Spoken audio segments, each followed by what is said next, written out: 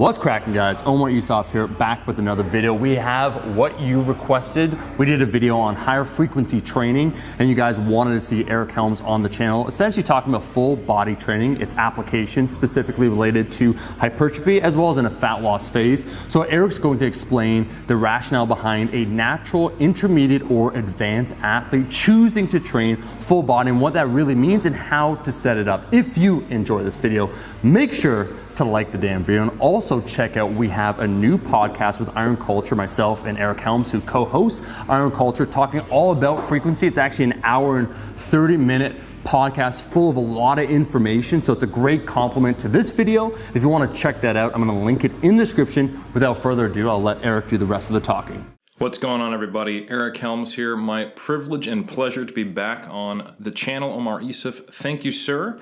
I'm sure I'll be seeing you soon. If you're not aware, we have a thing called Iron Culture together, where we basically BS all the time and talk about fun stuff like this in depth.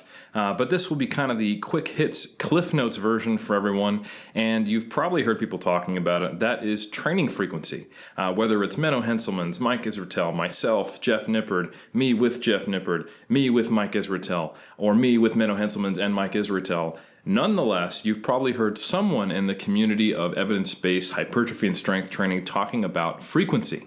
And if your overall take-home has been, more frequency is better, or I should be doing full body, let me just explain that you've probably missed the point. Now, this is something I've presented in the same way for a long time, that frequency is a tool or organization. While yes, frequency, volume, and intensity are all intrinsically linked and interdependent on one another and have an influence on each other, frequency is really primarily a tool to organize volume intensity rather than being seen on equal footing as volume intensity as an adaptation stimulus, if that makes sense. So there's actually been a number of really good research meta-analyses on this topic. Now, it's useful to cite research, it's useful to look at single studies, and that was all we had a few years ago. But in the last couple years, we've had a renaissance of meta-analyses. For those who don't know, a meta-analysis is a study of studies. Very important in the field of exercise science, where we have very small sample size studies, and we can't make really confident conclusions off even one, two, or a handful of studies. A meta-analysis, and we do a statistical analysis of all the given studies that fit an inclusion criteria on a topic. And we're now fortunate to have close to 5 or 6 meta-analyses on this topic, some that have been published in peer-reviewed research and some that are open access, done by industry leaders with an expertise in stats. And I'm going to talk about them all just so we can get a big, broad picture of what the research tells us. And then we can take that concept and apply it to practice. So first, Schoenfeld came out with a couple years back a meta-analysis showing that regardless of volume, so independent of volume, training each muscle group at least twice per week seemed to result in superior hypertrophy compared to once weekly training, or the traditional bro split, if you will. And this is kind of confirmed what's been said in the quote-unquote evidence-based community, especially among natural bodybuilders for a while, that, hey, it seems to be better if you can train muscle groups more than once per week. It might be a better optimal distribution of training stress. Then Gurgic et al. Found that higher frequencies improved strength by increasing volume. So now an increase in frequency, which is what we see in practice, has resulted in more volume being done. And this shows how you can use frequency as a tool to manipulate volume. Because in the real world, people don't just independently increase frequency. If you tell someone, hey, you should train the bench more often, let's say they might be doing a 5x5 on Monday, they might then start doing on Wednesday or Thursday or Friday more volume as well. They do the 5x5 on Monday and they start doing 3x10 on the other day. That's actually a huge increase in volume. It's not just an increase in frequency. The research we want to look at is not only research where volume and frequency go up together, but also when volume is matched and frequency goes up. So for example, in the real world, that would be instead of just doing a 5x5 on Monday and then a 3x10, you'd go from a 5x5 to a 3x5 and then say do 2x10. So total number of sets per week would stay the same, and we'd see if that was actually better or not. And indeed, it probably is in some cases. So for example, and you can check this out by going to strongerbyscience.com, Greg Nuckols showed in an open access meta-analysis that he did that higher frequencies tend to lead to greater strength development when the volume is matched, especially for the upper body. Also found by Ralston and Gurgic. So this is pretty interesting. So Gurgic noticed, hey, Increased frequency, volume goes up, that drives strength. Ralston found, hey, just like Greg reported, and just like Gurgic reported, that upper body strength seems to go up independent of volume going up. So there are some movements, perhaps, as remember, strength is always expressed through a movement like the bench press, that seem to be better when you do them more frequently, perhaps due to a motor learning effect. And then Greg also posted on the hypertrophy side of things a recent meta-analysis, open access once again, showing that higher frequencies independent of volume seem to result in greater hypertrophy. Now, I'm just saying better or worse, A or B, but it's really important to understand that the overall effect sizes, the magnitude of difference here is really low on the totem pole. And then once you get to at least training each muscle group or movement 2 times per week, a lot of these differences wash out. And if there is any benefit, it's quite small. A really great source of information would be weightology.com. That's James Krieger. He also does these open access meta-analyses. And if you want to subscribe to James Krieger's research review, Weightology, it's very similar to MASS in kind of its purpose. It's a monthly research review of topics. He has an ongoing, constantly updated meta-analysis of all the research on frequency. He calls it the Frequency Bible. And in it, I'm not going to spoil the plot, since you may want to subscribe, and I can't give you the current most updated version since he's always updating it each month. But at the moment, he basically concluded the same thing, that there might be slight advantages as you go from 1 times per week to 2 or 3, but after that, the effect sizes really wash out for both strength and hypertrophy. So overall, there is some data to suggest that higher frequencies are at least equal or better to lower frequencies, if we define lower frequencies as training each muscle group or movement once per week, and that there is value in increasing frequency independent of volume going up once you start getting to around twice per week or more. However, the main utility of increasing frequency is the organization of training stress, which comes from intensity and volume. So if your take home has been from this frequency equals good, that's a really unnuanced view of it, and it's not very useful. What you really want to look at is to start getting away from these pigeonholed ideas that we have in the strength and physique community. The idea that we have to train specific muscle groups on specific days, or that it is against the rules to have 2 days where you train the same muscle group twice.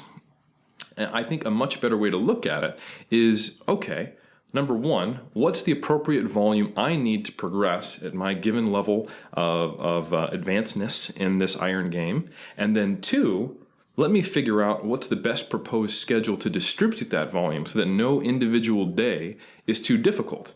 And then try out that schedule. And then you can see if, well, maybe I have a single day where there's way too much volume, or other days that are way too easy. And then see if you can pick and pull and move them around. So likewise, after figuring out your volume, trying out the schedule, you can figure out if there are days that are completed quickly and easily that are too low in volume. Not that there's such a thing as being too low in volume, but if you have days that are too high in volume or too high in stress, you can start restructuring your schedule so that you can get the best distribution of stress to allow the most low fatigue accomplishment of volume and work done to help drive strength and hypertrophy gains.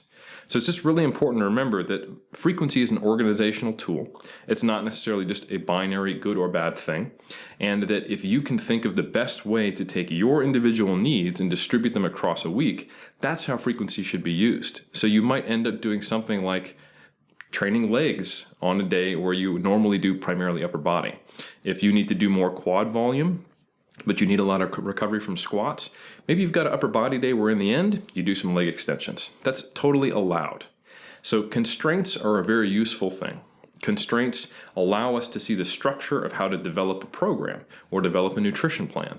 But they can also be limiting when they're arbitrary. So remember that a lot of the constructs that we use in the fitness community are largely arbitrary. They're useful as a beginner to help you understand the lay of the land.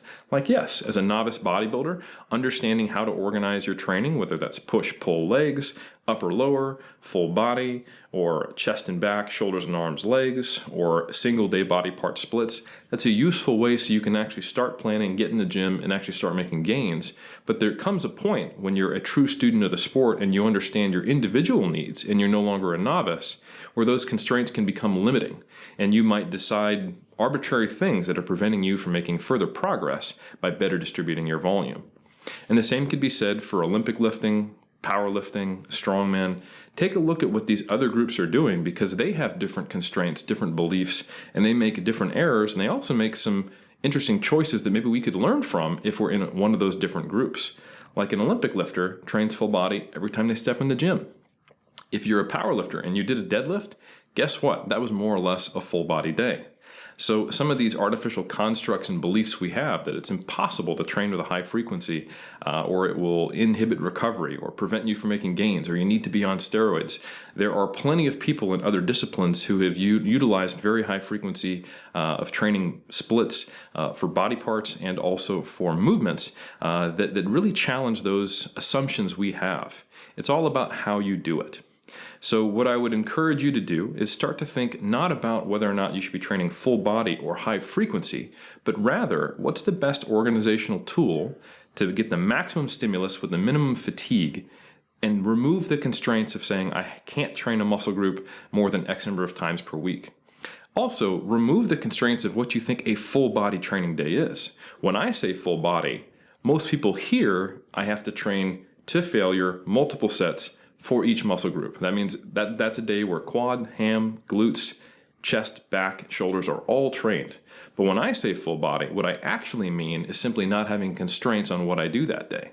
So for example, while I personally have 5 days where I train quote unquote full body, that doesn't mean I necessarily train quads every day. It just means I have 5 days where I'm not worried about which muscle groups I train. I'm just thinking about what overlap do I have from previous days, what status of fatigue and readiness will I have from previous days, and how will that day affect my subsequent days.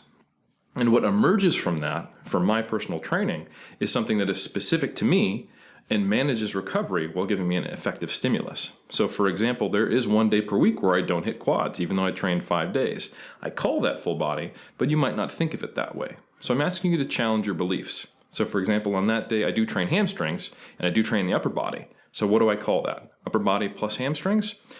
Maybe I just need to get away from the terminology of full body or body parts and just mention which movements I'm doing. Regardless, just think about things differently. Challenge the constraints you have, especially if you're plateaued, or especially if you're trying to find ways to bring up a weak point, bring up a lift, or break through the barrier to your next level of success. Eat your vegetables, eat your vegetables, eat your fucking vegetables.